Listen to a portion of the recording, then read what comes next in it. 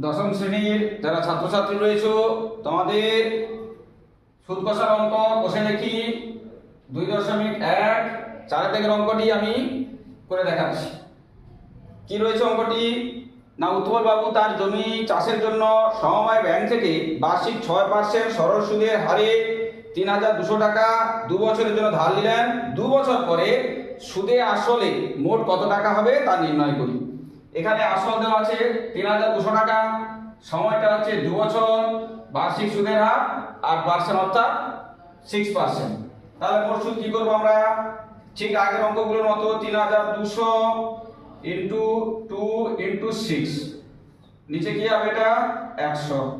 তাহলে এটা কেটে দিলাম শূন্যগুলো, কত দাঁড়ালো 6 দুগুণে 12, 12 দুগুণে 24, 4 হাতে রইল 2, 12 দুগুণে 36, 12 দুগুণে 24, 4 হাতে রইল 2, 12 দুগুণে 34, 384 টাকা।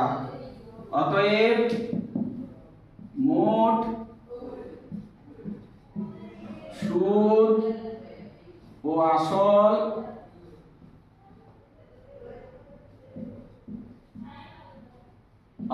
সমান 3,200 যুক্ত 384 সমান 4, 8, 5, 3।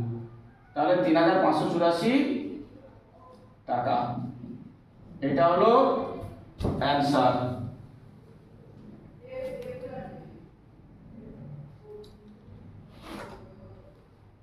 যদি তোমরা বুঝতে পারো তাহলে তোমরা কমেন্ট করবে, আর যদি ভালো লাগে তাহলে তোমরা পরের ভিডিও পাওয়ার জন্য ফলো দিয়ে সাবস্ক্রাইব করে পাশে থাকবে।